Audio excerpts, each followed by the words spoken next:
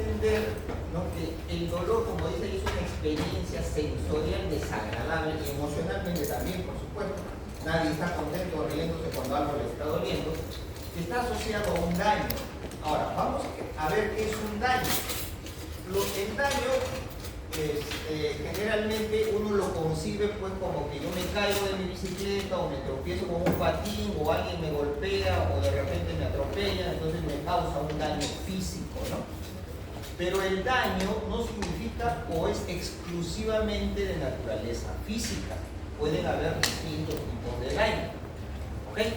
Entonces vamos a ver primeramente lo que es ese daño, ¿no?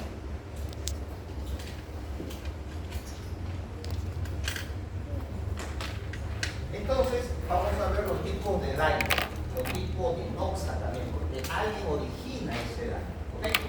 Entonces lo más común y lo que acabamos de mencionar es, ¿no?, los daños físicos, por ejemplo un trauma, ¿no? En medicina legal, por ejemplo, cuando nosotros prácticamente trabajamos con traumas, ¿no? Tiene un caso de violencia familiar, el esposo golpea al esposo, a veces el enamorado a la enamorada, o el novio a la novia, entonces origina un trauma. Le mete un puñete, una patada, qué sé yo. Entonces origina un trauma. Esa lesión es de origen traumático, ¿ok? Es de origen traumático. Si involucra el trauma, las piezas dentales, le puede originar luxación, subluxación, contusión, en algunos casos avulsión, qué sé yo, dependiendo de la magnitud y la naturaleza del golpe. Entonces, ese es un daño. Otro tipo de daño es un daño químico. Por ejemplo, ahí dice la extravasación de hipoclorito de sodio en una endodoncia. ¿Ustedes ya han hecho endodoncia todavía? No. Todavía, ¿no? Entonces, cuando se hace endodoncia, se perfora la cámara pulpar. Imaginemos que sea una necropulpectomía y en ese lugar se tiene que irrigar y secar constantemente para eliminar todas las bacterias y toda la infección que hay en ese lugar, ¿no?, en los conductos dentales. Entonces, una de las sustancias que es utilizada es el hipoclorito de sodio. Claro, lógicamente regulado, no es que se le echa la lejía ahí, ¿no? Está diluido en concentraciones que, de acuerdo a la especialidad, me refiero, de acuerdo a la endodoncia, se utiliza. Pero de todas maneras, esto tiene un efecto cáustico, ¿no?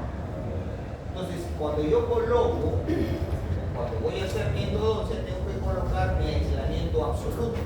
Precisamente ¿para qué? Para que al momento de irrigar ese líquido que estoy utilizando no vaya a dañar al líquido blanco. Pero ¿qué sucede? Que a veces por cuestiones de flojera o de repente de negligencia no se pone el dique de goma, no se actúa con aislamiento absoluto y a veces este hipoclorito sale de las inmediaciones de los dientes, llega a los tejidos blandos y le va a originar un daño. En este caso, la noxa vendría a ser el hipoclorito. ¿Ok? Sea químico o sea físico, se está originando una lesión, se está originando un daño.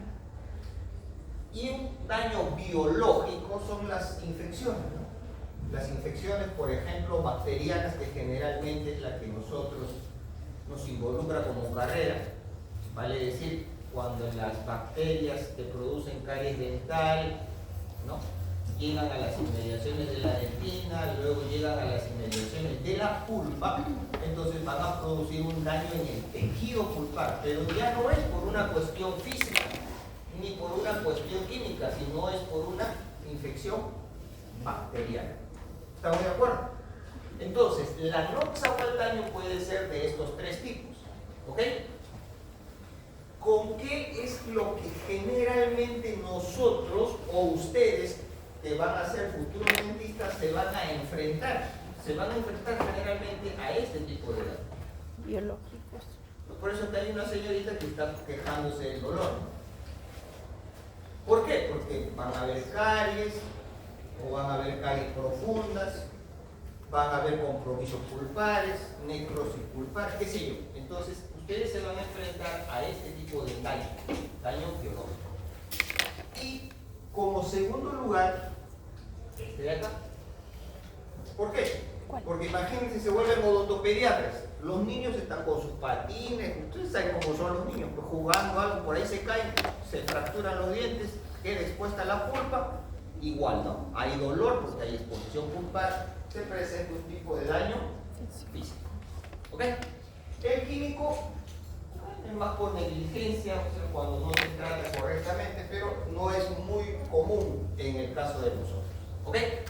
¿Está claro usted? Sí. Bien. Entonces, imaginemos que sea por infección bacteriana. Viene la noxa o vienen las bacterias, ¿no? Esa noxa ataca al tejido, lógicamente sea la dentina o sea la pulpa, ataca al tejido, ¿no? Y producto de ese daño se genera dolor, ¿no? O imaginemos que yo agarro en este momento, araño a la señorita, se desprende el tejido epitelial, queda expuesto el conectivo y le va a doler, pues, ¿no?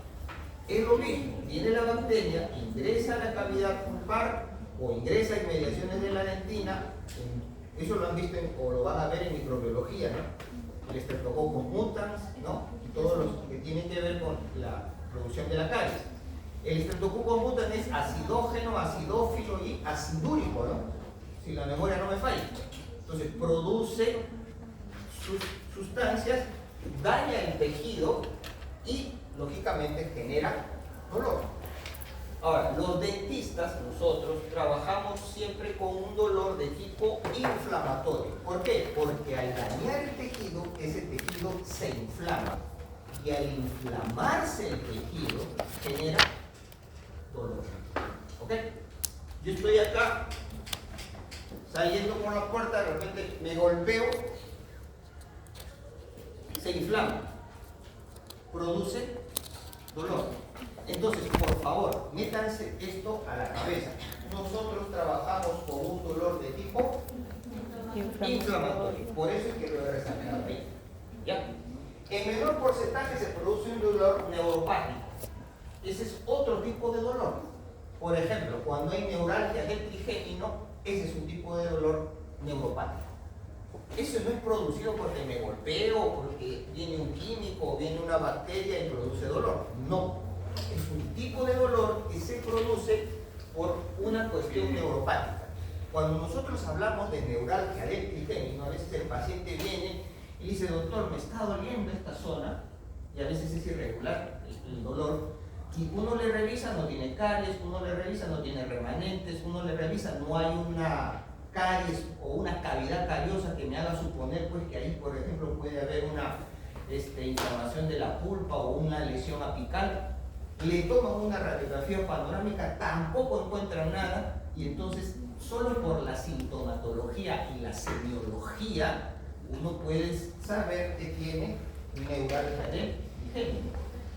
Entonces, cuando hablamos de neuralgia del trigémino, generalmente eso está asociado a la vasodilatación de algunos vasos sanguíneos que transcurren más o menos por este lado, se inflama o se dilata y el ganglio del trigémino, ¿no? Por esa dilatación manda un impulso y se produce el dolor. Pero no es por una cuestión de lo que estamos viendo acá.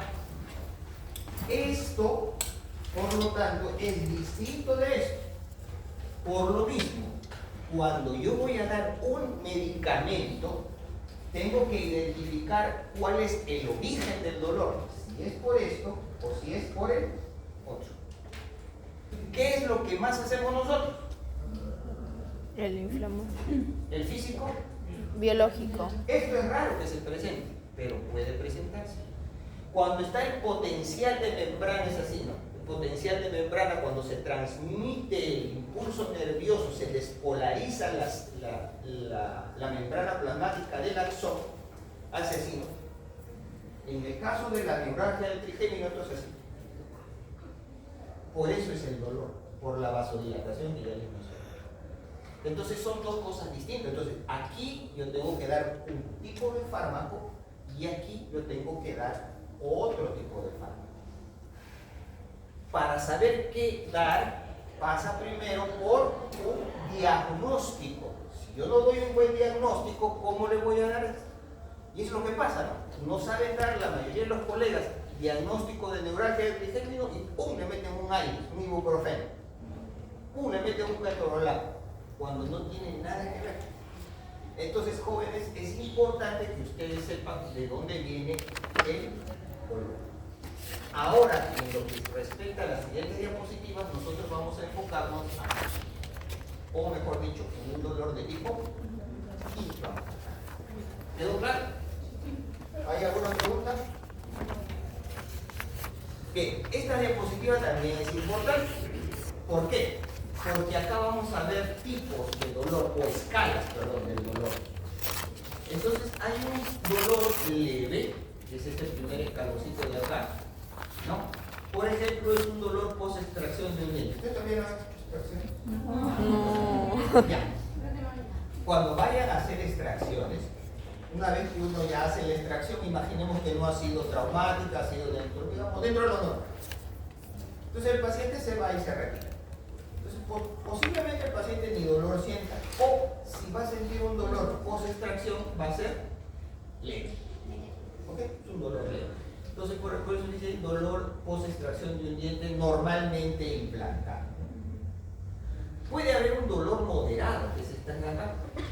En ese dolor moderado, por ejemplo, en la parte odontológica, es extraer un diente que está impactado, ¿no? Si es la segunda molar, imaginen que es esta, y la tercera molar, lejos de salir de esta manera y detrás del otro, sale por acá, ¿no? Impacta a la segunda molar, no puede, entonces, ¿qué hace el cirujano? Tiene que cortar la encilla, restruir hueso a través de la osteotomía, cortar el diente y sacar el diente. Eso ya no es tan simple como en este caso. Entonces, ahí ha destruido o ha desgastado hueso, ha cortado el diente, entonces hay injuria del tejido conectivo. Acuérdense que el tejido óseo es un tipo de tejido conectivo. Al destruir o a romper hueso, ostectomía, para decirlo en términos más correctos, entonces lógicamente es como que yo agarro a ver a la señorita y le digo, a ver, tenga la mano y le voy a excavar en el hueso, a ver, si no le va a doler. Le va a doler, pues, ¿no? Igual, pues si hago una ostectomía acá, le va a doler. ¿Qué va a haber? Inflamación. Ese tipo de dolor es mucho mayor que el dolor leve, por eso es moderado. Ahora, no es solamente, yo le estoy poniendo esto como ejemplo, ¿no? Pero hay varios tipos de dolor. Moderado, hay varios tipos de dolor leve. Y el dolor severo, por eso está en el tercer escalón, no, es cuando, por ejemplo, se presenta en los cánceres. En el cáncer, cuando ya hay un cáncer terminal, el paciente, ¿no?, se queja de dolor. Entonces, por ejemplo, he puesto un osteosarcoma mandibular terminal, ¿no? Y la neuralgia del trigémino también a veces puede ocasionar un dolor de tipo severo. ¿Ok? Entonces, de acuerdo a cómo esté el dolor o a cómo se presente el dolor del paciente, yo voy a tener también que dar un tipo de analgésico. Si yo tengo un dolor severo, como el caso de un cáncer terminal, ¿ustedes creen que le debería dar paracetamol? No. No, bueno. De la misma manera, ¿no? Ante un dolor post-extracción, ¿yo le podría dar morfina? Tampoco, ¿no? Entonces, de acuerdo al nivel, ¿no? De acuerdo al nivel, por eso está bien clarito, ¿no? Ahí está el dibujito. De acuerdo al nivel, yo le voy a dar un tipo de medicamento. ¿Ok? Entonces, que quede bien claro eso. ¿Quiénes producen el dolor? Los tipos de agentes o noxas que producen el dolor, ¿no? En este caso, bacteriano, ¿no? Y el otro físico, a través de los traumas. El químico también, pero no es muy común. Y el neuropático, que habíamos mencionado. De todos ellos, nos estamos enfocando sobre todo en aquel dolor de tipo inflamatorio, que es producido generalmente o bien por una noxa bacteriana o bien por un agente físico. Y dentro de ese tipo de dolor estamos viendo sus escalas. ¿Ok? Entonces, cuando yo ya tengo eso en claro, ahora entonces sí vamos a poder pasar a esto.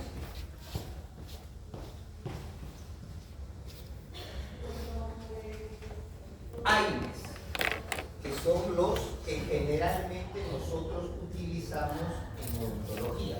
Esa es la primera línea o la primera opción para el tratamiento del dolor causado por inflamación. ¿Ok? Los AINES.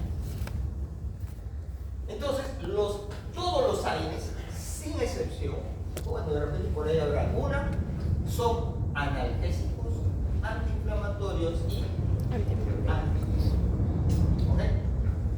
Habrá AINES que son más analgésicos, otros que son más antiinflamatorios. ¿Ya? Ahorita lo vamos a ver.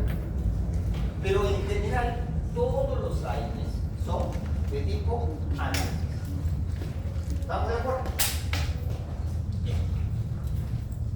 Y no se olviden, esta es nuestra primera línea o nuestra primera opción. Si retrocedemos en la diapositiva, ¿no? El ibuprofeno, pues los AINES, ¿no? Están aquí, ¿no? Es la primera línea de opción. Y abajo en el cuadrito dice no opioides, porque para el dolor leve yo no voy a dar un opioide, porque es leve. Del segundo escalón para arriba, ahí sí, ¿no? Perdón, opioides leves. ¿Ya? Más no opioides, estos son los no opioides. Estos son los no opioides, entonces le doy un opioide débil, así se llama débil, ¿ya? Más un no opioide que puede ser este. ¿Ok? Pero nuestra primera línea de acción es los AINES. ¿Ok?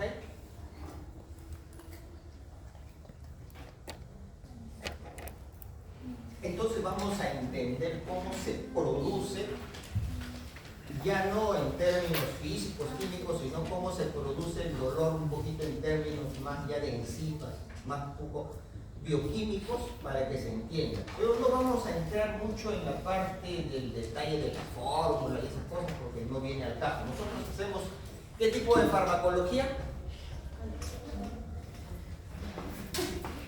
¿Qué tipo de farmacología hacemos nosotros? ¿O van a hacer ustedes cuando estén con su paciente?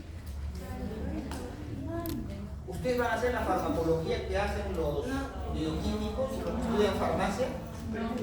¿Ustedes van a hacer farmacología qué? Clínica, porque van a trabajar con pacientes. Entonces tenemos que enfocar las cosas por ahí. Entonces, miren, cuando un tejido es dañado, ustedes ya saben los tejidos porque ya han llevado el curso de histología, se libera un ácido que viene a ser el ácido araquidónico. ¿Ya? Eso es importante. La presencia de ese ácido araquidónico es un marcador de daño o tejido que ha sufrido. Este ácido debe desaparecer porque su presencia, es decir, la presencia del ácido araquidónico, seguirá destruyendo los tejidos. ¿Ya? Entonces, cuando un tejido es dañado, se libera el ácido araquidónico. Eso es de por sí. No se puede evitar. Pero si se mantiene, ese ácido araquidónico va a seguir destruyendo el tejido en el cual está actuando. ¿Ok? Entonces, ahí viene una enzima que es importante, tienen que aprendérsela de memoria, que es esta, la enzima ciclooxigenasa 1, que se le conoce como la COX-1. ¿Ya? O también se le llama enzima constitutiva, que es una enzima guardiana o protectora. O sea, la COX-1 es una enzima guardiana o una enzima protectora. Eso tienen que metérselo de memoria. Entonces, la tenemos todos desde que nacemos. Todos lo tenemos. Entonces, puntos claves. Daño del tejido, formación de ácido araquidónico. Para neutralizar el ácido araquidónico aparece la enzima ciclooxigenasa 1, ¿no? O COX-1, ya que es una enzima protectora y que todos la tenemos. ¿Ok? Si no actuara la COX-1 o simplemente no hubiera COX-1, ¿se diría qué cosa? El tejido se seguiría dañando, ¿no? Entonces, la COX-1 desaparece al ácido araquidónico o la transforma en prostaglandinas protectoras. ¿Te das cuenta? Si yo fuese en términos hipotéticos, ¿no? Si yo fuese la COX-1 y la señorita es el ácido araquidónico, entonces yo agarro y la transformo. Y la transformo pero en tipo de prostaglandinas protectoras. Porque si la dejo como está, va a seguir dañando. ¿Se dan cuenta? Bien. Entonces, estas prostaglandinas protectoras o fisiológicas están encargadas de proteger a los tejidos. ¿Se entiende, no? Todas las prostaglandinas no son malas. Claro, no todas. Ahorita vamos a ver las malas. ¿Ya? Entonces, por ejemplo, si yo estoy... A ver, piensen conmigo. ¿Cuál de todos los tejidos del cuerpo están constantemente siendo dañados? No. El estómago. Vale decir la mucosa del estómago. ¿Por qué? ¿Qué hay en el estómago? Ácido. O sea, si yo pudiera sacar un poco del contenido ácido del estómago y lo pongo sobre la piel, ¿qué pasa? Me va a dañar, ¿no? Pero eso fisiológicamente es normal, ¿no? Porque tenemos que tener el ácido para poder hacer la digestión normal que se hace con todos los alimentos. Pero el ácido se encuentra dañando a la mucosa del estómago, ¿no es cierto? Se encuentra dañando. Entonces, como se encuentra dañando a la mucosa, entonces en ese sitio que está más expuesto a los ácidos, se requiere por lo tanto más COX-1. ¿Requerirá la misma cantidad de COX-1 la piel? No. ¿Los ojos? ¿Oídos? Tampoco, porque no está expuesto a ácido o a cualquier otra noxa. Claro, está también, pero no en la misma proporción. De la misma manera, en los tejidos de los riñones también contienen gran cantidad de COX-1, porque ustedes saben, ahí es donde se filtran las proteínas, ¿no?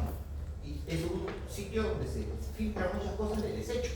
Entonces, en estos dos lugares es importante la presencia de esta enzima. Mire que estoy diciendo, creo, enzima ya varias veces. ¿Ok? Ahí la COX-1. Esa COX es buena, porque nos ayuda a eliminar o transformar, como quieran llamarles, ¿cómo se llama? Araquidónico. Profesor, ¿y qué hace la COX-1 para, o sea, de qué manera actúa? ¿Produce prostaglandinas en el estómago y qué pasa? A ver, ahorita lo vamos a ver bien. La COX-1 también transforma las moléculas en tromboxanos. ¿Ya? Ahora, dichas moléculas se encargan de congregar estas de acá. La COX-1 no solamente transforma al ácido araquidónico en prostaglandinas, sino también produce tromboxanos. ¿Para qué sirven los tromboxanos? ¿No? Se encargan de congregar a las plaquetas para formar el tapón plaquetario. Si yo me corto, se produce inflamación, lógicamente se va a producir el ácido araquidónico, entra a trabajar la COX-1, produce, como ya les dije hace un ratito, las prostaglandinas protectoras, pero a su vez se produce el tapón plaquetario. Y entonces dejo de sangrar. Claro, si tengo alguna enfermedad sistémica, lógicamente ya se alteran las cosas. Pero estamos hablando acá en términos normales, fisiológicos. Como me decía la señorita, ¿cómo hace? Bueno, bioquímicamente es medio complicado, pero si gustan lo hacemos. Sí. ¿Ya? O sea, la parte de cómo entra, y además eso lo han debido ver en bioquímica. ¿No? Ahí aparece parte de Es que se supone que la forma de ayudar al estómago es ayudar a producir más mucosa gástrica, ¿o no? O sea, porque ¿de qué manera le afecta al estómago? No, creo que no he entendido. A ver. El estómago tiene una mucosa. Claro. La mucosa, cuando hemos visto el tejido epitelial, ¿quiénes son las células que reemplazan a las células más superficiales? Las basales. Entonces las basales hacen mitosis, algunas se quedan abajo, otras suben y reemplazan a las más superficiales. Ese es el ciclo natural de todo tejido, mucosa bucal, piel y todo. ¿Sí o no? se produce un daño, o sea, un daño a la mucosa, eso se tiene que acelerar, o sea, las células basales tienen que empezar a producir nuevamente más células para sanar la zona dañada. La COX-1, es lo que estamos hablando, es una enzima que ayuda a eso, acelera eso, ese proceso. Entonces el recambio celular se acelera. Si no hubiera COX-1, Las prostaglandinas que me ¿se dan cuenta? un rato ayudan a eso. Entonces, vamos a retroceder acá.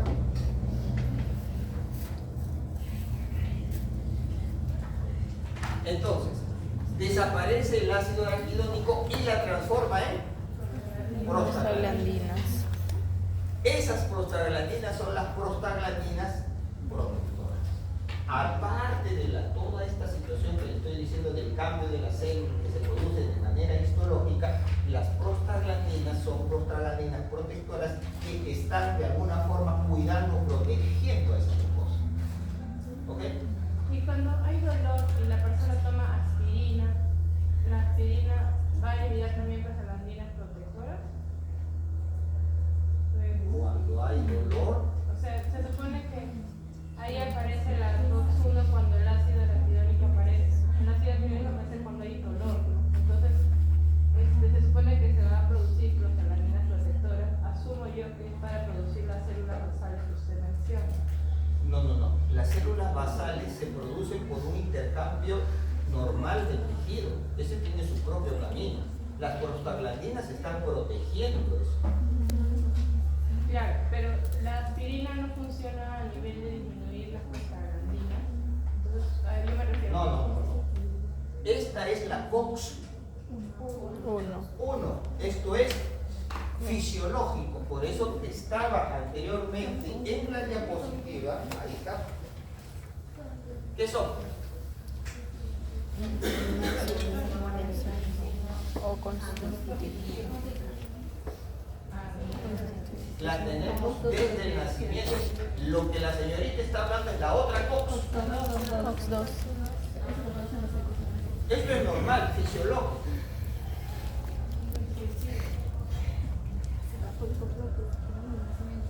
Aquí. Entonces, bueno, aparte de eso ya les dije los tromboxanos, ¿cierto?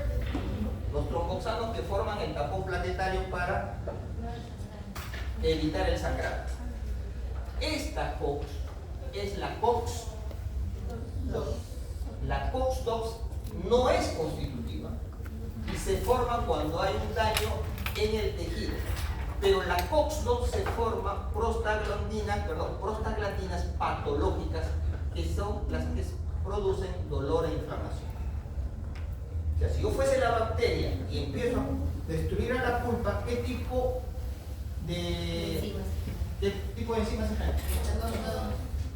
¿Qué tipo de prostaglandinas?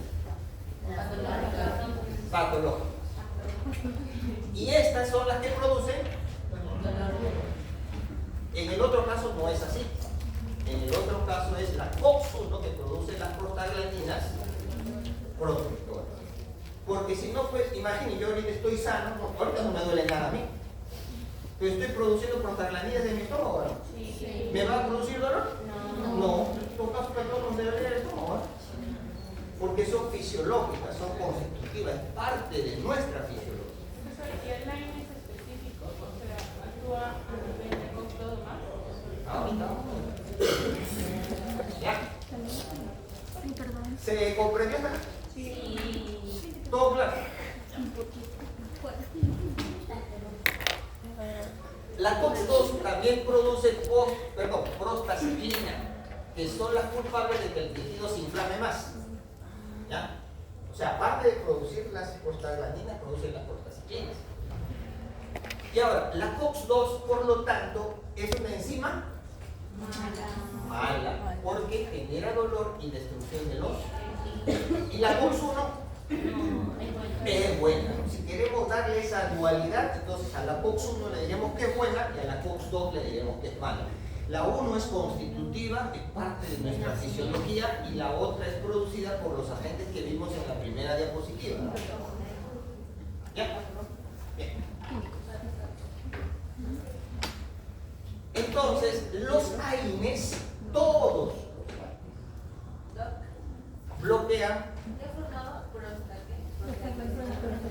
la COX, prostaglandina.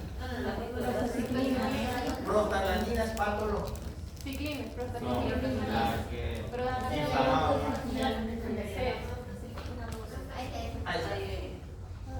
Aparte de producir las prostaglandinas, también produce las prostaciclinas, cuya presencia hace que el tejido se inflame más todavía.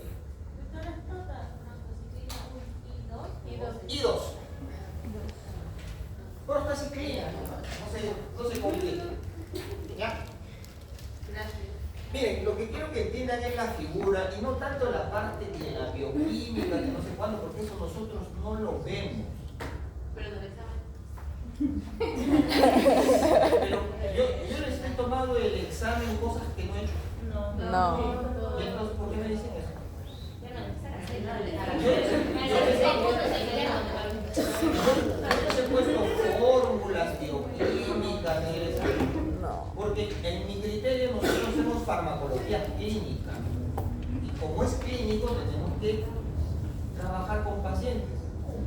Si acá viniese un profesor que enseña bioquímica y de repente pues les diría, no pongan esto, ahí está la fórmula, así actúa. Cosa que no está mal, está bien, pero no está orientado a lo que nosotros hacemos. Y ahorita le vamos a ver a la orientación clínica, pero sí es importante saber cómo actúan esas enzimas. Entonces, los AINES bloquean tanto a la COX-1 como a la COX-2. A las dos. ¿Okay? Entonces, el bloqueo de la COX-2 produce un efecto, por lo tanto, analgésico y antiinflamatorio. No es que se bloquea. ¿Quién produce el dolor? Las prostaglandinas. Si se bloquea y ya no hay producción de prostaglandinas, ¿qué pasa? No hay dolor. Muy bien, no hay dolor. ¿Eso? ¿Ok? Y también tiene un efecto antiinflamatorio. ¿No es cierto? Hemos dicho, todos los AINES son analgésicos, antiinflamatorios y antiepilépticos. Pero de acuerdo al tipo, algunos son más analgésicos, otros son más antiinflamatorios. ¿Ok? Bueno, pero en general, estos AINES bloquean tanto a la COX-1 como a la COX-2. A las dos la bloquean. O sea, a las buenas y a las malas. El bloqueo de la COX-1 produce un efecto gastrolesivo, un efecto nefrotóxico y sangrado. Ustedes dirán, ¿pero por qué? Si fisiológicamente yo produzco COX-1 a nivel, se produce COX-1 que me ayuda a proteger mi mucosa gástrica, que es normal, y el medicamento lo bloquea, ¿qué pasa? Se interrumpe ese proceso de mejorar el recambio celular y de protección. Entonces, ¿qué me va a producir? Muy bien. Esa es la... ¿Los antibióticos tienen esa consecuencia? No, ahorita no estamos hablando de antibióticos, estamos hablando de AINES. Yo les estoy enseñando cómo se produce eso. Entonces, por eso los antiinflamatorios producen la gastritis. Y por eso se recomienda. Analgésico y antiinflamatorio. En general los hay. Por eso produce. Porque se corta la COX. Y al cortarse la COX, que normalmente nosotros la tenemos actuando, se produce. Ya no hay quien nos proteja, pues. Las prostaglandinas fisiológicas, las buenas que hemos dicho, ya no se producen y entonces gastritis. O sea, lo bueno y lo malo. Doctor, pero ¿esto se produce siempre o cuando hay un exceso de ingesta de medicamentos? No, ese es su efecto. Normal. O sea, si a mí me duele la cabeza hoy día y me tomo un paracetamol. Se corta la COX-1 y las dos. No. Pero no llega a ser... Mucho cuidado. Estamos paracetamol, ¿qué es? No. ¿Es un AINES? No. Ah, no es un AINES. Los análisis. Si me dijera, doctor, me duele la cabeza, me tomo un ibuprofeno. Ahí, ese es un AINES. Ahí se corta la 1 y la 2. Ahí sí, ahí. es gastrolesivo. Ahora, tampoco no se... A ver, hay que entrar pues en perspectiva, ¿no? Si me duele la cabeza, me tomo un analgésico, cualquiera que fuese, lo cierto es que es un AINES, y me lo tomo con agua bastante o comiendo, va a originar, sí, pues cierta lesión en la mucosa, pues, pero se me pasa el dolor de cabeza y ya, se pasa el efecto del analgésico y ya, listo.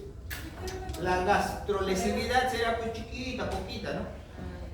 El asunto no es ahí, el asunto es cuando yo le receto al paciente 3 días, 5 días, 7 días, o el paciente que no sabe, se empieza a comer como gallina el ibuprofeno, o se lo toma con la gaseosa, ¿se dan cuenta? ¿Se comprendió? Profesor, y varía en algo, porque hay ibuprofeno creo en cápsula dura y labios hablando. Varía en algo que la cápsula. Pero eso ya son excipientes. A ver, jóvenes, ustedes tienen que ponerse, pensar en perspectiva. Cuando nosotros hemos hecho en práctica las formas de administración de los medicamentos, sea en cápsulas, tabletas, granuleas y todas esas cosas, hemos dicho que todas esas presentaciones eran ¿para qué? Para mejorar o retardar la absorción del medicamento. Sí. Nada más. Pero sigue siendo un AINES, claro, muy bien, sigue siendo un AINES.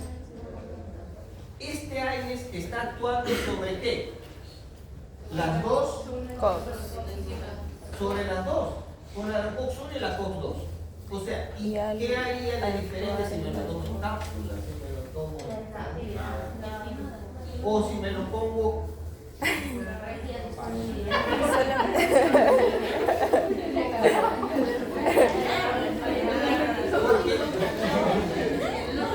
Está bien que se rían, porque a mí también me causa risa a veces. Doctor, entonces, pero fácil, pues. Para engañar al AINES, se lo doy vía intramuscular. ¿Ya? Y ya no le va a dar gastritis. Mentira.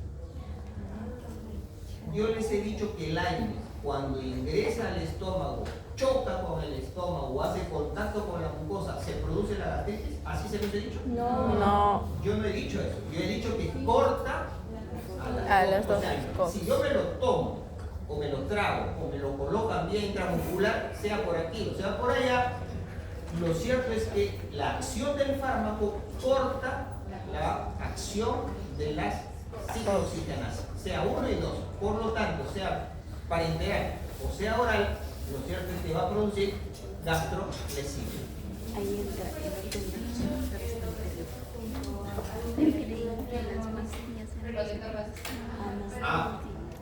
Lógicamente, todos los AINES generalmente se dan o se le dice al paciente que lo ingiera con los alimentos. Pero debido a que se corta la reducir COX-1, el es lo que se produce. la gastrolesividad que produce.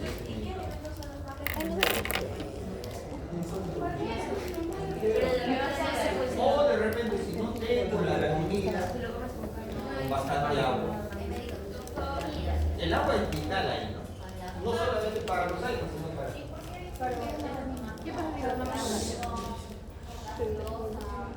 A ver, ¿por qué creen que será? Se corta la COX-1, ya no hay ese recambio, se produce gastrolesividad por la acción del medicamento, el efecto gaseosa que va, aumenta. Doctor, esos efectos que menciona ahí, dependen de la cantidad y la cantidad que ingiere o Claro. A ver, yo también ya les he dicho, pero ustedes no se acuerdan, toda sustancia puede ser tóxica. El agua misma puede ser tóxica. ¿No? Usted dirá, pero ¿cómo va a ser tóxica el agua? Yo todavía tomo agua. Lógicamente. Pero a ver, yo lo agarro como se hace en algunos lugares. Yo lo sé, yo tengo casos de tortura. Los casos de tortura le abren la boca al paciente, parece como si lo entubaran, pero no lo entuban. Ponen como ¿cómo se llama? Embudo y le empiezan a echar agua. Tome agua. Tanta agua que toma ya no es normal, se produce toxicidad. Claro, antes de que se produzca la toxicidad del paciente, la persona se muere porque se ahoga. Entonces, todo puede ser tóxico, depende de la dosis. ¿Cierto? ¿Ok? Entonces, hasta ahí se comprendió. Sí.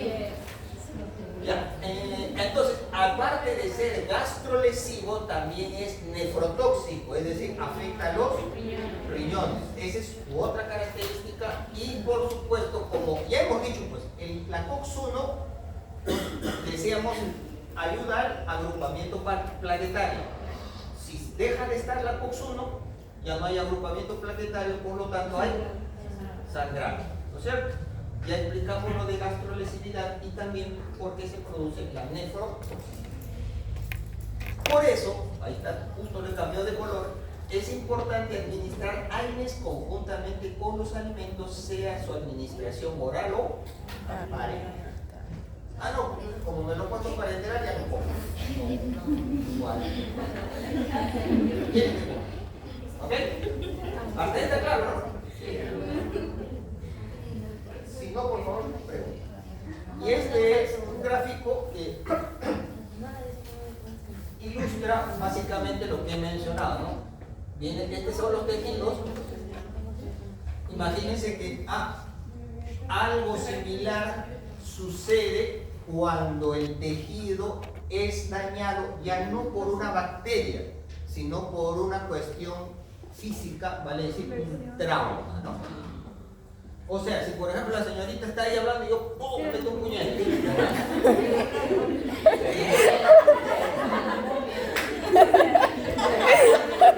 ¿Qué sucede? ¿En dónde vas? ¿Cuál va a ser el primer lugar que va a recibir el impacto? En los labios. Imaginemos que puede ser a nivel de la boca. ¿Qué se va a producir una vez que ya recibe el impacto? Se inflama, pues joven. Se inflama. Hagan la prueba y no la van a hacer. ¿Ya? Entonces, va a haber inflamación. ¿Lo produce una bacteria? No, ha sido por un trauma. Todo lo que hemos visto, todas las diapositivas que hemos visto anteriormente, o sea, la COX-1, la COX-2, van a estar igual, pero en este caso ya no es producido por una noxa bacteriana, sino es producido por un igualito, sea por un golpe, se va a producir ácido araquidónico. Entonces, vienen las COX, sea la 1 y la 2, ¿no? En este caso la COX-1 produce las prostaglandinas protectoras y el tromboxano A2 para ayudar a que el tejido se recupere, ya lo hemos explicado, pero a su vez se está produciendo, porque le han caído un puñete, la COX-2, por lo tanto se están produciendo prostaglandinas patológicas y prostaglandinas. Entonces la señorita dice, me duele, se ha inflamado, tómate un aire, no sé, por ejemplo, un diclofenac, y entonces actúa el AINES, y el AINES, por eso está ahí una X, ¿no? Anula la COX-1 y anula la COX-2, ¿ok? Ahora, hay una COX-3, la ciclooxigenasa 3, pero esa no está, esa actúa a nivel del sistema nervioso. Eso lo vamos a ver ahorita, más adelante, ¿ya? Por eso le decía a la señorita, ¿qué medicamento dijo? Paracetamol. Paracetamol. Ya, paracetamol no es AINES. No. Celcoxib sí. Ketorolaco, naproxen. Entonces, fíjense, a ver, antes de pasar a esa diapositiva, entonces, el AINES que produce, inhibe a las dos COX. ¿Ustedes creen que hay AINES? Yo les dije hace un ratito, están para la 1 y la 2, ¿no es cierto? Pero también hay AINES que tienen cierta predilección por esta o por las dos. ¿Ya? Pero, entonces usted, doctor, entonces las que se van para acá, para la COX-2, serán pues las mejores, ¿no? Porque acá están las patológicas, ¿no es cierto? Y no afectan a la COX-1. Claro, podría ser el razonamiento lógico, pero algunas de ellas tienen algunos inconvenientes. Entonces vamos a ver eso. Los AINES preferenciales de la COX-1, el ketorolaco y el naproxen. Dice, se les llama AINES preferenciales de la COX-1 porque bloquean más a la COX protectora. La COX protectora es la COX-1, ya lo hemos mencionado, ¿no es cierto? Entonces, estos dos medicamentos bloquean a la COX-1. Pero también bloquean a la COX-2, lógicamente que sí. Por eso es que este señor, el ketorolaco, es un excelente analgésico. ¿Debe ver mi cicatriz acá? Sí. Bueno, a veces me fastidian, no, es violencia familiar. No. Yo, por ejemplo, tuve un accidente de tránsito y entonces se formó un hematoma subdural, me tuvieron que operar, hicieron una craniotomía y salió la sangre. Luego de eso, luego de la intervención quirúrgica, entonces adivinen qué me dieron para el dolor. Entonces, ¿por qué? Porque el ketorolaco, ¿qué es? Es un excelente analgésico. El ketorolaco es muy buen analgésico. Hagan la prueba. ¿Ya? ¿Ok? ¿Ya? Pero no es buen antiinflamatorio. Es un mal antiinflamatorio. Te calma el dolor, sí, pero no es buen antiinflamatorio. Como es preferencial de la COX-1, el ketorolaco y el naproxeno, por lo tanto, son gastrolesivos. Para que no se les vaya la idea, jóvenes, por favor, ¿ya?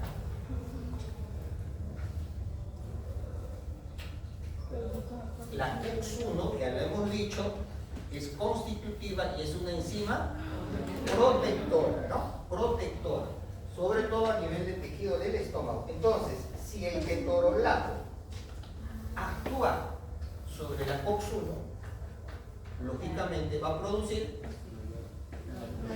gastrolesividad, ¿no?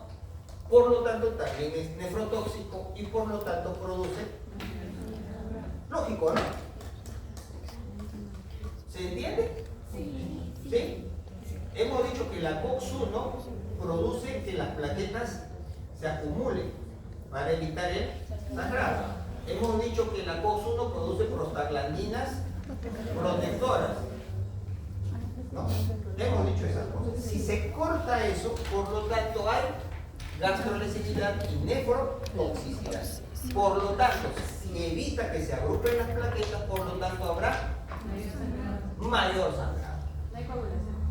Claro, no hay coagulación. Ahora, imaginemos entonces, yo soy un paciente y le digo, doctor, me está doliendo esta parte, no me ha dejado dormir toda la noche, doctor, ya no aguanto, por favor, ayúdenme. Ustedes revisan, tiene un absceso periapical, o sea, tiene una pulpitis con absceso, o sea, la pus está saliendo, por eso le está doliendo. Muy bien, señor, ustedes están haciendo ¿y qué ha estado tomando para el dolor? Mire, ve, alguien me dijo que tome ketoprofeno y efectivamente me ha pasado, doctor, pero no pasa, o sea, se me pasa el efecto y ¿qué ha estado haciendo? Pues, tomó ketoprofeno ya como 3, 4 días. Ya, perfecto. Vamos a hacer la extracción porque no hay otra alternativa. ¿Qué va a pasar cuando se extraiga el diente? ¿Ah? Va a haber sangrado. No va a parar el sangrado. ¿Por qué? Porque está actuando sobre la COX-1 que evita el tapón. ¿Se dan cuenta? Entonces yo tengo que darme cuenta que está tomando. Si está tomando naproxeno, igual. Si está tomando aspirina, más todavía. Porque de los efectos que tienen los AINES que acabo de mencionar, la aspirina tiene 4 crucecitas como efecto anticoagulante. Estos también, pero menos.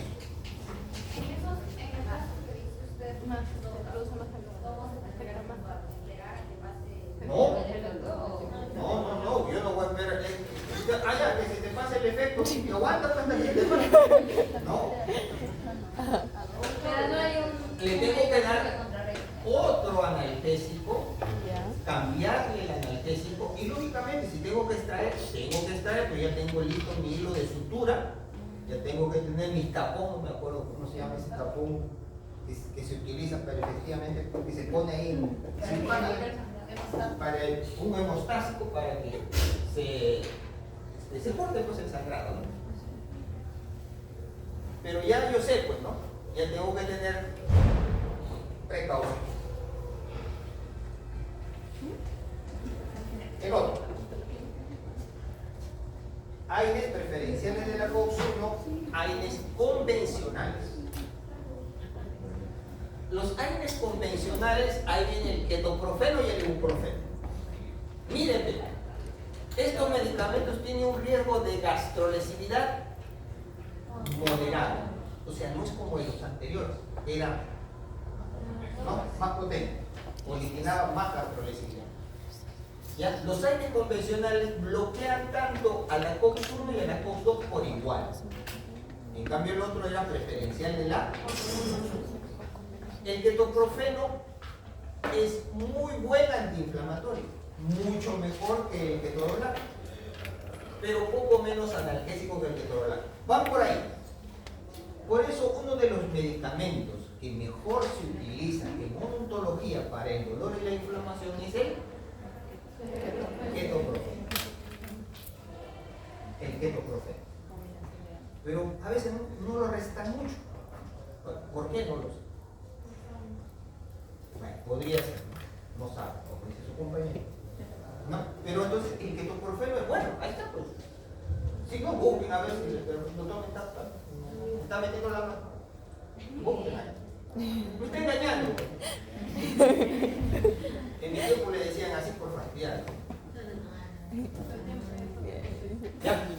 Y no son muy gastrolesivos, o sea, sí hay gastrolesividad, pero es moderada, no es como el anterior que tiene mayor gastrolesividad, ¿no? Mayor nefrotoxicidad y impide que se produzca el tapón plaquetario.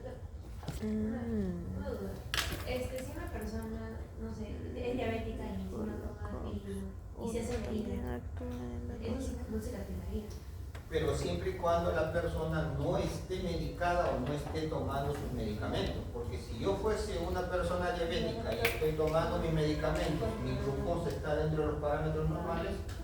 Claro, pero usted dijo que la aspirina hace que... Si yo fuese una persona que tengo diabetes no controlada, el exceso de glucosa en sangre inhibe la normal cicatrización del tejido, aparte de otros efectos que pueda tener. ¿Ok?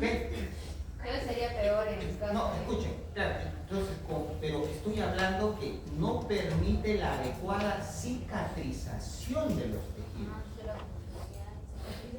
Ya, cicatriza, pero no cicatriza como una persona normal.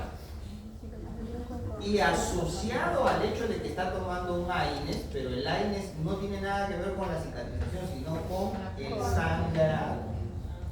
Son dos cosas. Claro, en algún momento puede ser concomitante para agravar al paciente. ¿Ya? Doctor, ¿y en caso de drogadictos que no se les deja tener opioides? ¿En caso de qué? De los drogadictos que están en rehabilitación. Igual se les pone, así no se pueda. Porque eso por ellos tienen una resistencia o una tolerancia mucho mayor. O sea, ahorita vamos a ver los opioides. Sucede que los opioides, como lo puse en ese cuadrito de las escalas del dolor, los opioides producen tolerancia. Vale decir, por ejemplo, viene un paciente y dice, me duele, ya no aguanto, doctor. Es un dolor moderado. Entonces yo le doy, por ejemplo, codeína. Se lo toma, pero ya le hice la historia, todo, y ya le doy el medicamento y dice, pero mañana tiene que venir porque tenemos que hacer esa extracción o esa endodoncia o lo que fuese. El paciente no viene. Como ya le pasó, le sigue doliendo, se metió otra. Se metió otra, se metió. Entonces, no viene. Llega un momento en que ya ni el efecto le va a hacer y le dice, doctor, estuve tomando pues el medicamento que usted me ha dicho, pero ¿qué sabe qué sucede? Mire, ya voy una semana tomando y ya no me hace efecto, deme algo más fuerte. ¿Por qué? El cuerpo tolerante. se produce la tolerancia, se necesita más ahora para que tome, o sea, más dosis. ¿Se da cuenta? Entonces, por eso es que los medicamentos opioides solamente deben darse a lo sumo 4 días, más no. Porque genera ansiedad. ¿Y por qué razón, digamos, pusieron a un paciente y le pongo la anestesia y no le hace efecto? O sea, he escuchado que le ponen anestesia al paciente y no le hace efecto. Porque se le aumenta la dosis. Esa es otra cosa. Porque consume efecto. Ahí estamos nosotros, cuando hablamos de anestésicos, o sea, generalmente anestésicos locales, nosotros estamos hablando de otra función química que produce el medicamento en el cuerpo. Ahí estamos hablando del bloqueo del ingreso del sodio que despolariza la membrana al axón. Inhibe el ingreso de sodio, por lo tanto no hay despolarización de membrana, no se produce el potencial de membrana, no se produce el dolor. Eso no tiene nada que ver con los aires. Aquí estamos hablando de... Y los que están adictos a los aires. No, los aires no producen adicción. Pero hay gente que se adicta al tramador, por ejemplo. Tramadol no es un aire, ¿no? Es un opioide. Seguimos porque si no, no acabamos.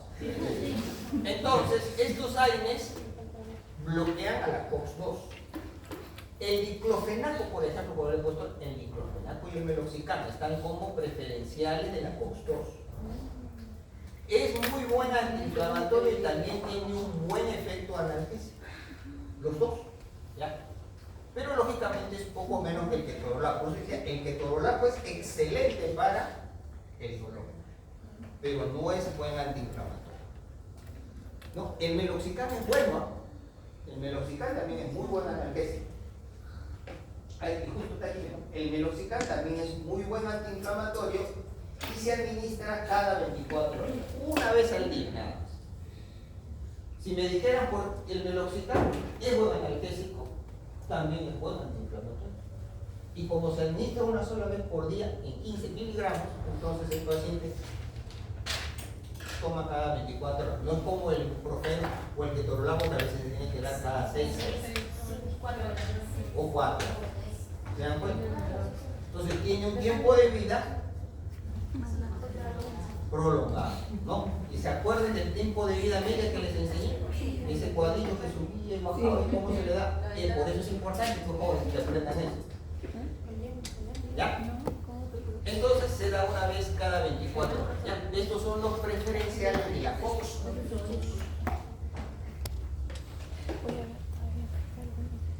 Selectivos o exclusivos, que le quieren llamar, pero no es el término correcto exclusivo, sino selectivos de la COX-2, es decir, solo actúan sobre la COX-2.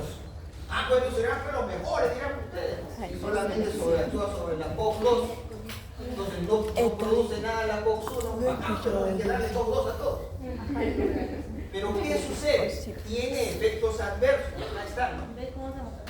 Está contraindicado. Está contraindicado en gestantes, está contraindicado en niños, está contraindicado en hipertensos, está contraindicado en pacientes con hipercolesterolemia, está contraindicado en diabéticos y con pacientes con antecedentes de enfermedades cardíacas.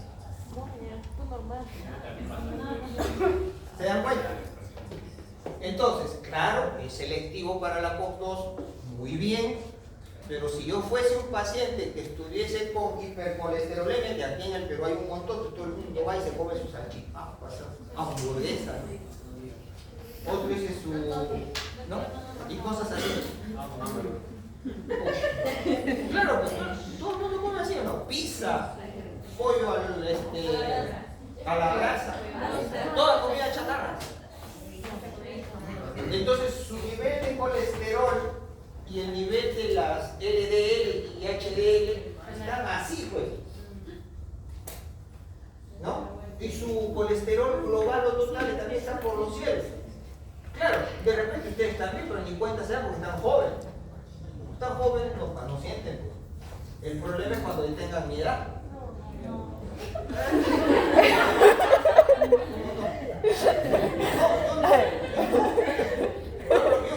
Mi recuento de mío.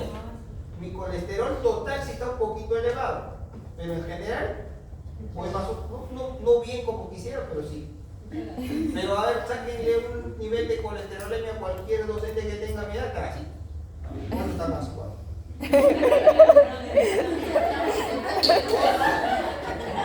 Otro que no hace ni deporte, ¿no? Lógicamente, pues, entonces a ese paciente no le voy a dar pizzas. Ahora, claro, por eso es importante la historia clínica. En la historia clínica el paciente les va a decir, doctor, sí, he tenido problemas cardiovasculares, me dio una taquicardia, perdón, tuve un infarto, o tengo, bueno, lo que fuese. O, soy hipertenso, doctor. Entonces no se me puede ocurrir, en estos casos, darle, Celicoxib o ningún otro que esté asociado o selectivo de la COX-2, ¿no? Como el Celicoxib o el Etoricoxib. Ninguno de ellos. Pero,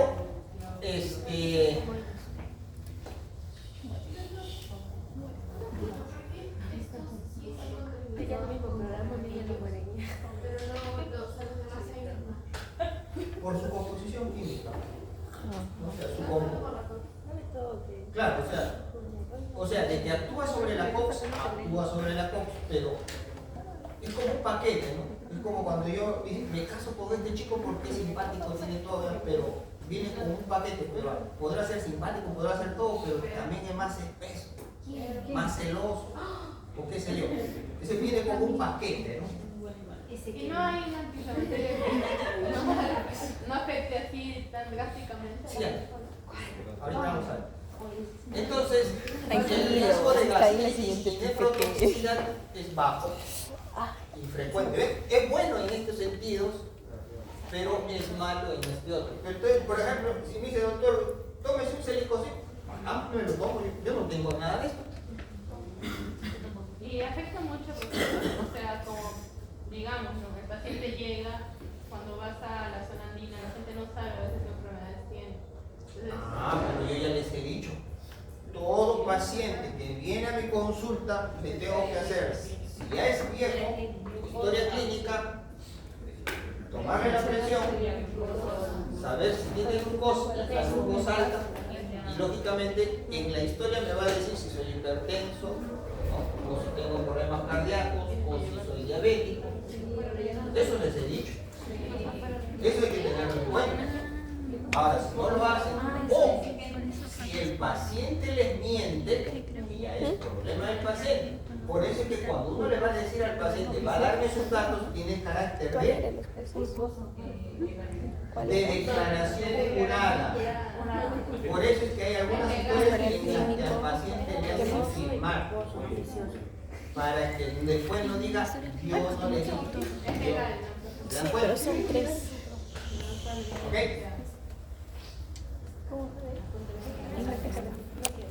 Entonces, ahí está un cuadrito resumen, ¿no? Los AINES preferenciales de la COX-1, del dorolato naproxeno, los convencionales, ibuprofeno, ketoprofeno, los AINES preferenciales de la COX-2, diclofenaco, y los selectivos de la COX-2, Celicoxib, Etoricoxib. ¿Ok?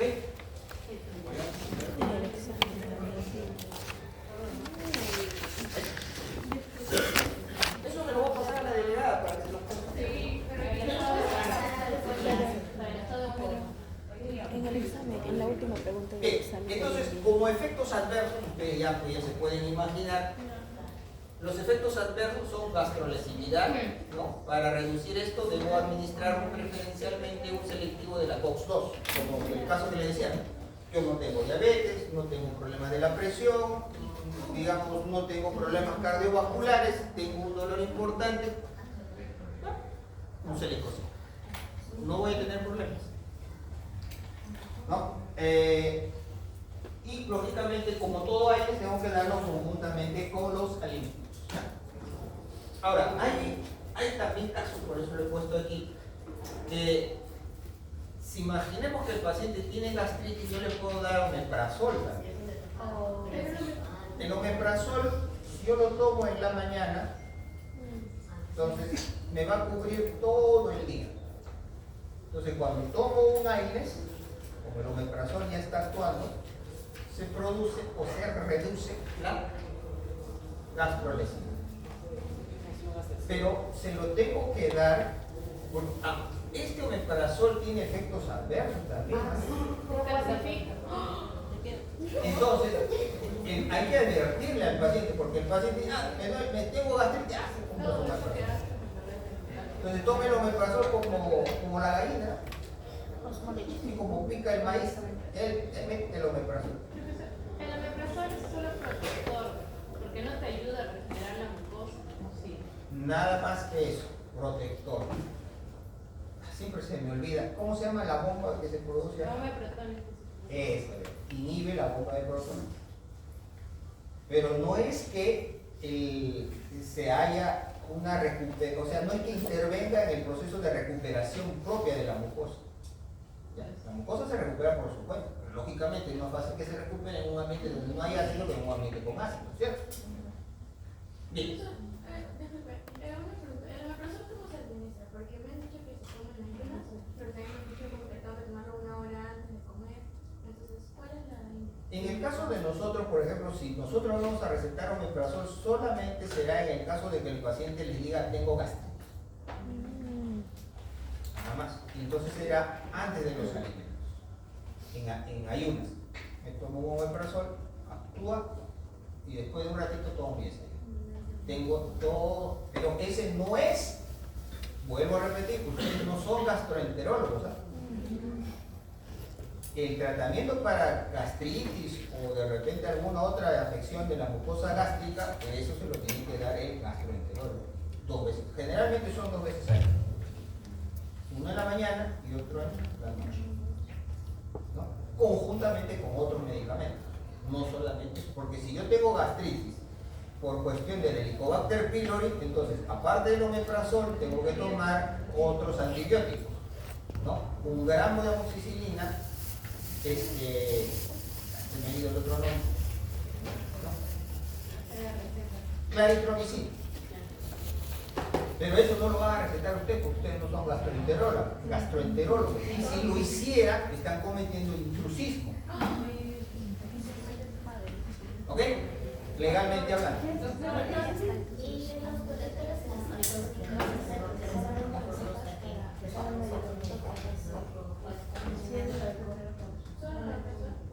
No, ahora, si no quieren, si ustedes se dan cuenta de que, por ejemplo, voy a dar un medicamento que va a producir gastrolesividad, entonces pues no le doy uno que se incline a la COX-1, sino uno que se incline a la COX-2, es decir, por ejemplo, un celicocin. O de repente algo más leve, ¿no? Como les decía, un meloxicam.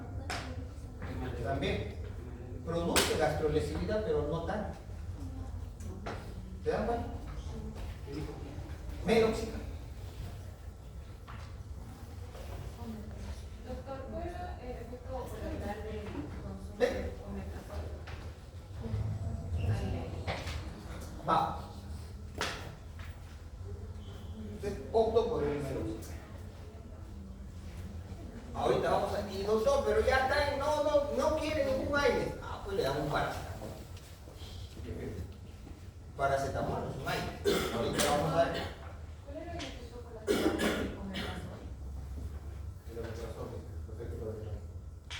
Lo que había dicho su compañera, que se descalcifica.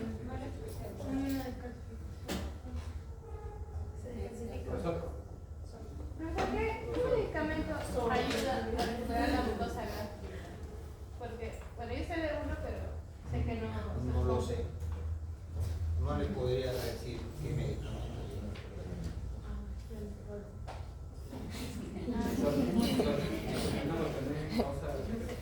¿Qué sería esta También, pero no. que secreta mucho? Este es un medicamento para que que pueda es ayudar a las bueno. paredes. Bueno, el dorixina es el nombre comercial, ¿no? Clonixinato de lisina también es un AINES, bloquea la COX-2, pero no hay interacciones no hay interacciones reportadas y no afecta la agregación plaquetaria. Este es también un buen analgésico. En antes creo que me preguntaron, ¿y cuál entonces? Doricina, ¿Ya? Doricina, presentación de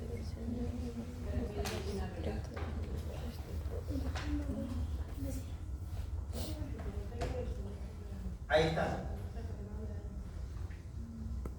El paracetamol pues, está de rojo incluso. No es un AIS. ¿Ya? No es un AIS. Actúa sobre la COX-3 que está en el nivel del sistema nervioso. Por eso me puse este dibujito, ¿no? Por eso dice que el paracetamol a veces podría afectar al tratamiento de la persona. Ahora, escuchen bien. Si ustedes van y se compran el paracetamol, normalmente es esto, ¿no? Ese no va a tener un buen efecto analgésico, porque es muy poquito. No es que no sirva. La dosis es muy poquita.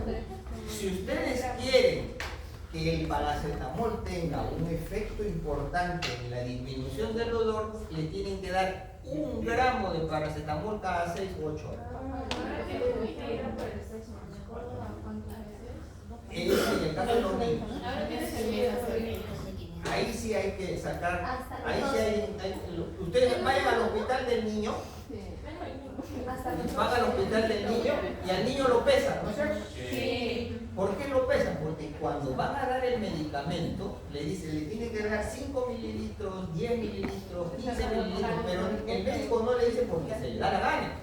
Lo pesan todo, él mismo está sacando su cuenta, haciendo la fórmula. Y ¡pum! Le dan esa cantidad. En el adulto no es tanto así.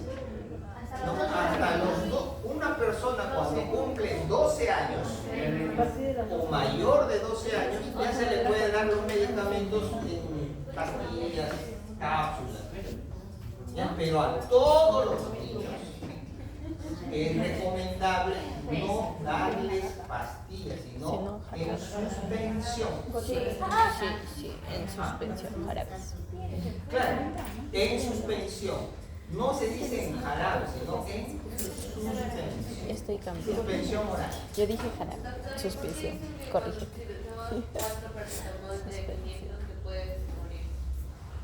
Porque afecta al sistema nervioso. Actúa sobre el sistema nervioso. ¿El otro actúa sobre el sistema nervioso? Actúa que a nivel de las enzimas, las COX. Este actúa en el sistema nervioso. Entonces, si yo voy a dar un medicamento que actúa sobre el sistema nervioso y si le doy en exceso, lo puedo hacer, claro, los pacientes pueden morir. Entonces, está lleno de paracetamol, de 1 gramo, me engañó mi enamorada, me lo tomo todo el paracetamol. ¿Tienes 10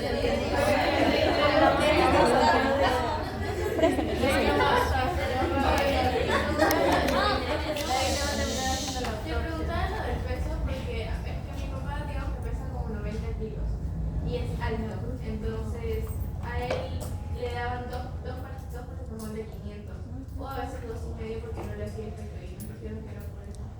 Pero se dice que 4 ya son malos. No. ¿Qué dice acá? 1 gramo. 1 gramo. Hay pastillas que vienen paracetamol de 1 gramo, vienen grandes, da miedo. Entonces, a ver, ¿se acuerdan cuando nosotros vimos en farmacocinética? Había estaba dibujada la personita con un cuadrado así. Ya, esa persona, ¿cuánto pesaba? 70 kilos. ¿Y cuánto era su contenido o su volumen de líquido? ¿Se acuerdan? Era algo de 42 litros en una persona de 70 kilos, que es lo ideal. ¿No es cierto? Entonces nosotros trabajamos en base a eso. Entonces, yo no peso 70 kilos, yo estoy pesando por ejemplo 78 kilos. ¿Me alejo mucho del estándar? No. Entonces 1 gramo me haría efecto. Pero si, como dice la señorita, yo midiese 1,90 m, fuese más gordito, posiblemente 1 gramo no me va a hacer efecto. Entonces, el paciente va a venir, doctor, no me hace efecto. Entonces el médico, ya sé por qué no le hace efecto. Ya tómese 2. O 1,5, ¿no? ¿Se dan cuenta? Pero eso tiene que ser con el criterio clínico. Eso tienen que tener ustedes en cuenta, tienen que tener criterio, ¿no? Si por el contrario me ven a mí todo enclencle, no me van a dar 2, pues, ¿no? De repente me dan uno de 650 cada 8 horas o cada 6 horas. ¿Suficiente? ¿Ok? ¿Se comprendió? Entonces, el paracetamol actúa en la COX-3. No es un año. ¿Ok? No es un año. Y le van a dar paracetamol como comúnmente lo venden de 500, ahí sí, olviden, no le va a hacer nada. Y no digan, no sirve. No, ¿qué? No sirve. ¿Cuál es el gramaje del paracetamol ya hace daño? O sea, que no se debe. ¿Cuántas pastillas se toman? 10, ¿no? 10. ¿Por qué 4 puedes habilitar algo? No sé. No les podría decir cuánto se vuelve tóxico.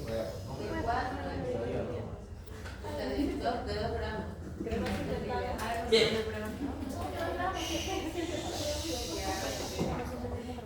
Cuando el dolor es moderado, o sea, ya no es un dolor leve, cuando es un dolor moderado, incluso yo puedo dar hasta un ketorolaco, porque el ketorolaco es buen analgésico. Pero cuando el dolor es moderado y de repente está casi llegando a severo, entonces yo puedo optar por dar los opioides. Dentro de los opioides están la morfina, la codeína, la oxicodona y las demás. Dentro de lo que más nosotros usamos son esos que están entre los circuitos, ¿no? Pero nosotros no damos morfina, pues, ¿no? Porque la morfina, creo que ya les había mencionado, incluso se ve en las películas, ¿no? Están en la guerra, el dolor es muy intenso y le colocaban la morfina. Pero podemos recetar. No es recomendable, yo no lo haría. La codeína sí. La codeína sí, estoy hablando de la morfina. Pero para los cánceres bucales y los opioides. No, así el paciente tenga cáncer bucal, yo como dentista no puedo tratarlo, lo tengo que derivar al oncólogo. El oncólogo es el que determina el mejor analgésico o tratamiento para ese cáncer, así se en la boca. Ahora, si me dijera el oncólogo, hay que operar la mandíbula, sacar o reseccionar parte de la mandíbula, ahí sí que tengo que mandarlo con el maxilofacial. El maxilofacial sí, pero solo para la cirugía, no para el tratamiento. Ahora, por indicación del oncólogo le dirán, no, sácale la mitad, sácale todo. ¿Qué sé yo? Entonces, los opioides son fármacos derivados del opio utilizados para el alivio del dolor y actúan, ahí viene, ¿no? ¿Se dan cuenta? Por eso es que hay que aplicarlos o administrarlos con cuidado, igual que el paracetamol. ¿Ya? Cuando un paciente ingresa a sala de operaciones y le colocan la anestesia general para cualquier tipo de operación, concomitante al anestésico, le tiene que colocar un analgésico. Claro que porque el paciente puede estar inconsciente, pero eso no significa que no sienta dolor. Esto, imagínense, yo estoy inconsciente y me están abriendo el...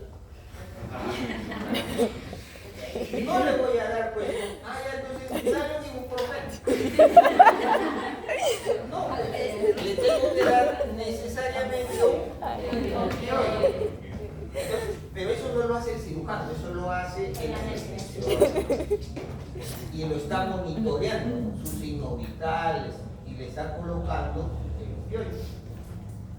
Entonces, no solamente está anestesiado, imaginemos una anestesia general, sino también está con el efecto analgésico. Con esas dos cosas el cirujano ya actúa, corta, saca, no sé. ¿Se dan cuenta? ¿Ok? Entonces, están indicados para el tratamiento del dolor moderado e intenso. ¿Ya? Los opioides se dirigen al sistema nervioso, pero también originan muchos efectos adversos porque, ya les dije, está actuando sobre el sistema nervioso que quería ocultar. ¿Es por eso también que causa insuficiencia? Sí, ahorita lo vamos a ver. Entonces, esto ya les mencioné, ya lo mostré hace un ratito, ¿no? Primera línea del dolor, no. Segunda línea del dolor, ahí sí, pero débiles. Ojo, por favor, no existe, creo que hace un ratito, antibiótico. Este antibiótico es fuerte. Ese término no es incorrecto. No existe una clasificación de antibiótico fuerte, débil, nada. ¿Ah? Puede ser generación y cualquier otro, pues nada de fuerte o débil. El único medicamento que podemos clasificarlo como fuerte o débil son los opioides. Ahorita vamos. Antes de entrar a eso, vamos a ver los mecanismos de acción. Entonces, los opioides producen analgesia y otros efectos debido a su actividad sobre los receptores opioides. ¿Cómo se llama esto? No, en la letra ¿Mu? No me acuerdo, por eso se lo preguntaba. Del sistema nervioso, ¿no? Sobre estos tipos de receptores específicamente, ahí actúan. Sí, ahí. Ya.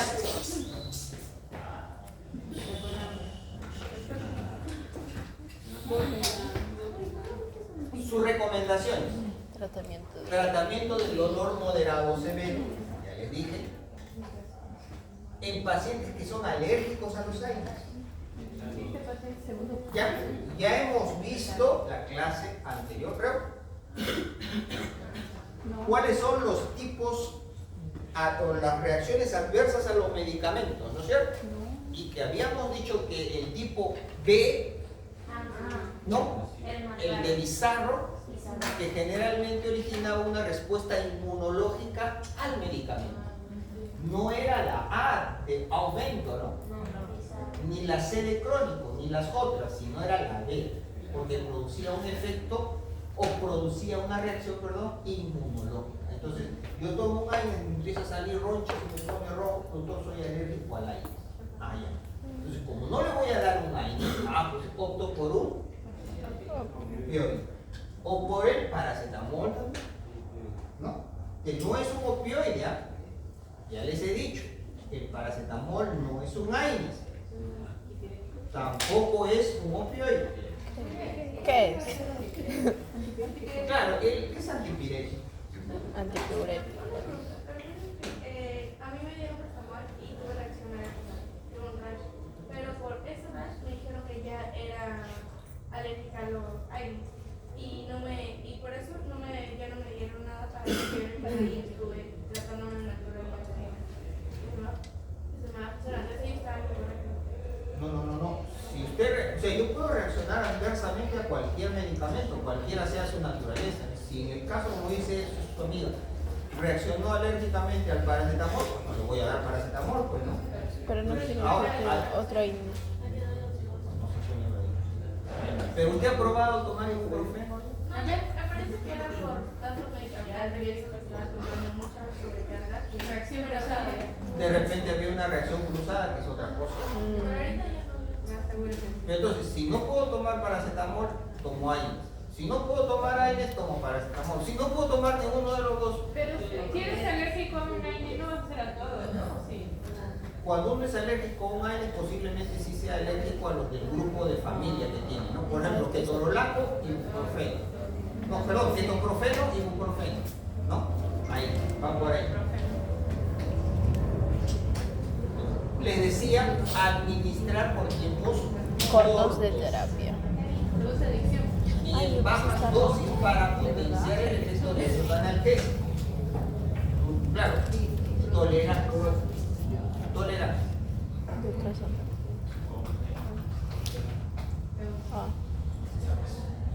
Ahí ven, débiles, opioides débiles, así, son los únicos medicamentos que se pueden catalogar como los que estoy mencionando. tienen efectos adversos, náuseas y vómitos, pero lo que he puesto de rojo son los, es el más importante, tolerancia, o sea, resistencia. Se producen los opioides, es un efecto adverso. Así deben prescribirse de 3 a 4 días, nada más. Puede originar dependencia o tolerancia. O sea, cuando un paciente viene por dolor, yo le tengo como dentista, como médico, deshacerme del dolor. Porque, a ver que les duele algo a ustedes y nadie les hace pasar el dolor, le va a dar cólera. Pero si alguien viene y me dice, tengo el dolor y se me pasó, caramba, qué bueno es el doctor.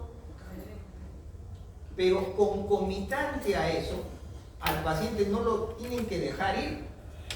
Si el dolor va a pasar, pero el problema persiste porque no han hecho un tratamiento para el problema. O sea, si yo tengo una pulpitis irreversible, o si tengo un flemón, o si tengo alguna otra complicación, si yo no trato esa infección, va a seguir el dolor.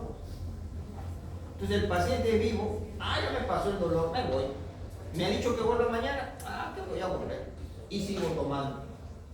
¿Se dan cuenta? Ahí es donde se produce la tolerancia, ¿no? Resistencia. Cosa que no es bueno, ¿no? Los otros opioides son los opioides fuertes.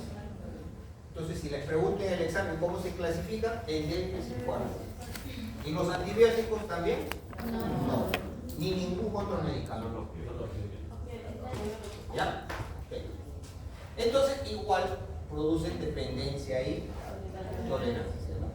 Pero aparte, como son fuertes, producen depresión cardiovascular, depresión del sistema respiratorio, euforia y distrés. Porque actúan pues en el sistema nervioso. Por eso les decía, ¿no? Quiero morir, me he engañado. Deprime mucho el sistema nervioso y la persona puede morir. Por eso es que se debe administrar con cuidado, pero tampoco sin miedo, pues, ¿no? Cuando ustedes vayan al internado o cuando ustedes hagan su práctica de cirugía, entonces va a venir el paciente, le hacen la extracción, entonces le dirán al dentista que está ahí en cirugía, a ver, agarra cosita, ¿qué le vamos a recetar? Tal cosa.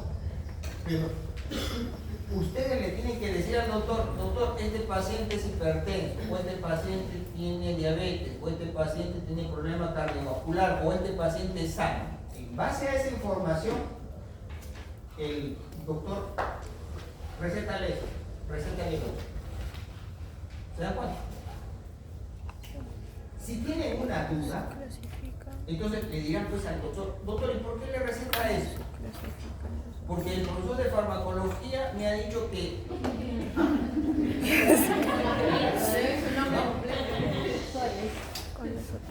este medicamento no es indicado para un paciente que tiene celicosis, para un paciente que tiene problemas cardiovasculares, pero usted le está dando. ¿Qué pasó? ¿Por qué le dijo? Le tendrá que explicar. Es un viejito. ¿No? Entonces, por eso les decía que es importante que ustedes aprendan esto, pero ¿dónde se van a refinar? ¿Dónde se van a pulir para recetar? Es cuando estén con su docente, sea de cirugía, sea de endodoncia, sea de cualquier otro. Si tengo un paciente con necrosis pulpar, doctor, ¿y cuál va a ser el medicamento que yo le tengo que recetar? ¿Un antibiótico, antiinflamatorio para este paciente? ¿O no le pongo nada? Ya les dirán.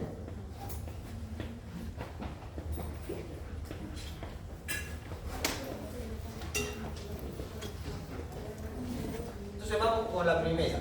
Mírenme, por eso les decía que la farmacocinética es importante porque el tiempo de vida media de este medicamento casi llega a tener 2 horas. Por lo tanto, su volumen de distribución será alto o bajo.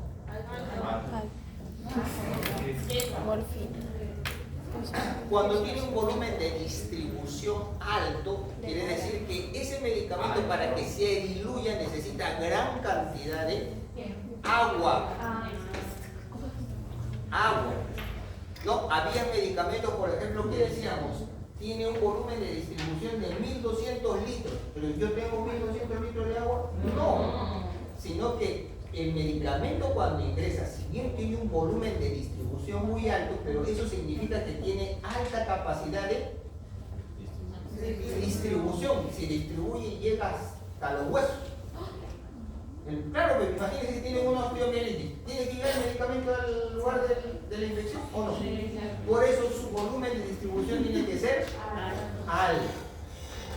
Cuando tiene un volumen de distribución chiquitito, ya no difunde tanto, ¿no es cierto? Ahora su volumen de distribución es si tiene un volumen de distribución alto, por lo tanto su excreción también será de mayor tiempo. Entonces, si solamente tiene 2 horas, es bajo, es bajo. Entonces, si quiero mantener el efecto, se lo tengo que dar cada 4 horas. No es que se va a repetir su efecto, porque su tiempo de vida media es de 2 horas. ¿Se dan cuenta? Bueno, aparte posee una buena absorción, el metabolismo es hepático y la eliminación es renal, como creo que también ya lo hemos visto en farmacología. Ya no les voy a hablar de eso. Su forma de administración es en adultos de 10 a 30 miligramos vía oral de cada 4 horas. ¿Por qué? Porque su tiempo de vida media es cortito. O de 5 a 20 vía intramuscular o intravenoso también cada 4 horas. En niños también se da, bueno, generalmente usted no lo va a recetar, lo puede recetar el odontopediatra o si es un caso médico el pediatra, ¿no? Dice, pero más o menos esas son las cantidades, ¿ya?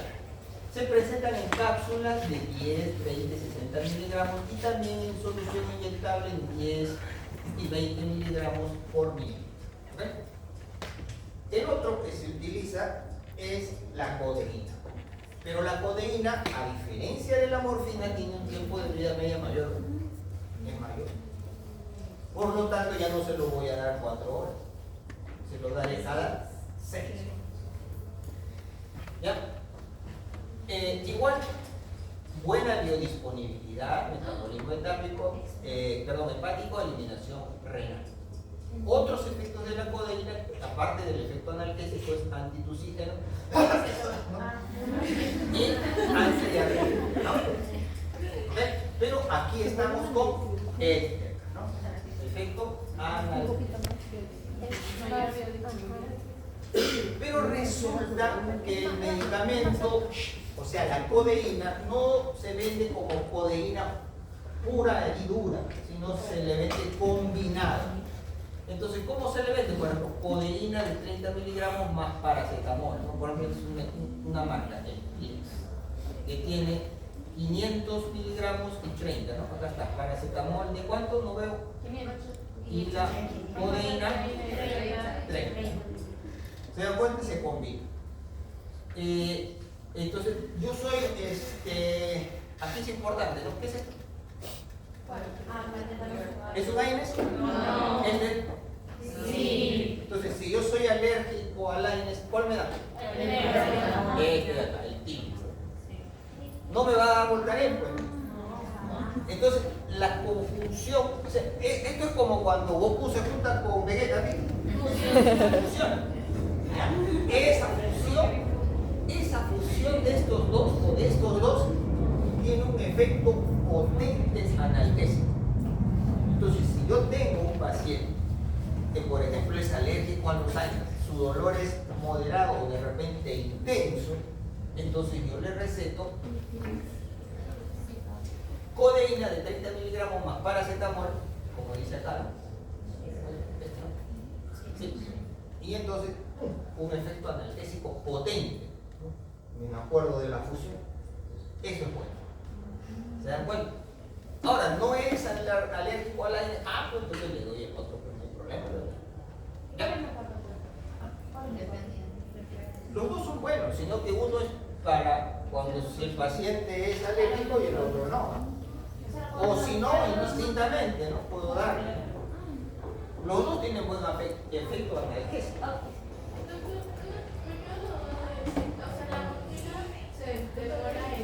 digamos, calmar el dolor cuando es. No, es inmediato casi. Lo que se demora es No, el tiempo de vida media es otra cosa. El tiempo de vida media es el tiempo de... Por eso era importante, sino que algunos estaban durmiendo cuando yo estaba haciendo esa clase del tiempo de vida media. No, yo sí me acuerdo, pues, yo tengo buena memoria, por eso lo sé. Porque esa clase del tiempo de vida media estaba casi al final de farmacocinética.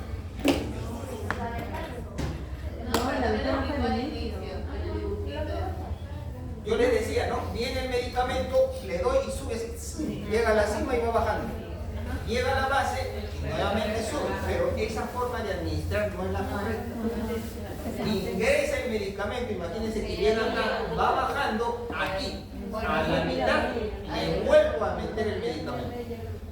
¿No? Entonces, sube nuevamente, baja, pero ya no. Si acá era 100, ahora está en 50, le metí otro 100 y está en 150.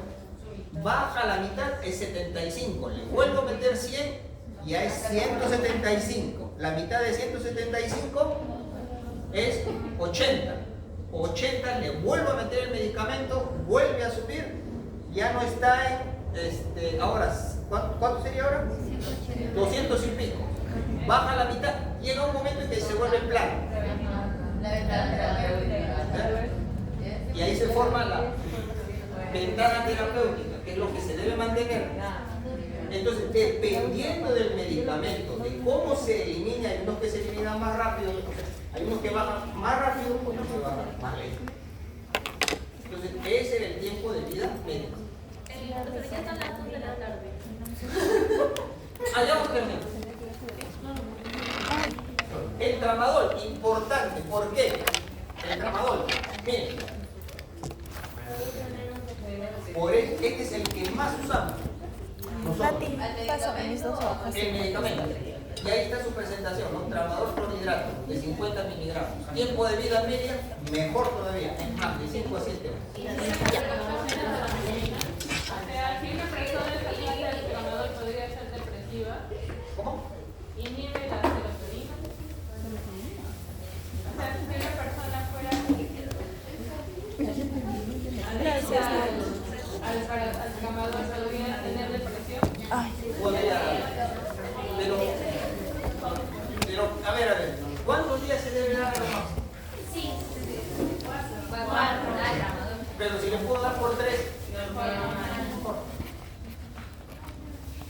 su administración, ¿no? Comprimido de 50, solución inyectable. El tramadol produce náuseas, para este caso se recomienda tramadol con paracetamol. También viene así.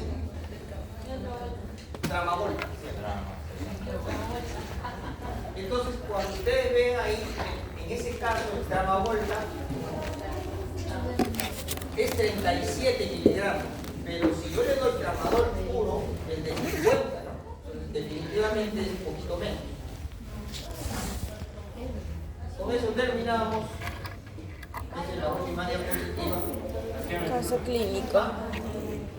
Eso, ¿Cuál será? mujer de 35 años, Ya. alérgica a los AINES, acude a la consulta odontológica por presentar dolor leve o moderado en la región premolar inferior derecha. Desde hace 3 días. Posesiodoncia de la pieza número 44. ¿Cuál será el tratamiento analgésico más adecuado? ¿Por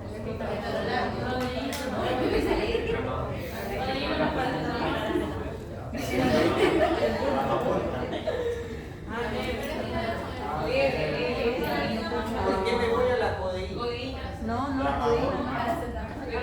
¿Cuál era el? A ver, imaginemos que no sea un AINES, perdón, que no sea alérgica a los AINES. ¿Qué le podría dar? Ketorolaco. Porque tiene efecto Analgésico. Estamos en el hipotético caso de que no fuese alérgico. O algo mejor, hemos dicho que el ketoprofeno es analgésico también, no tanto como el ketorolaco, pero le dije que le daba la pelea, ¿no? Pero es buen antiinflamatorio. Entonces, ¿qué le daría? Ketoprofeno. Pero en el caso de nuestros pacientes, lastimosamente es alérgico a los aires. Paracetamol. Entonces, ¿qué le podría dar? Paracetamol. Un gramo de paracetamol. Claro, yo le recomendaría el tramadol siempre y cuando ya fuese el dolor fuese más fuerte. Entonces, más o menos así se va sacando ya.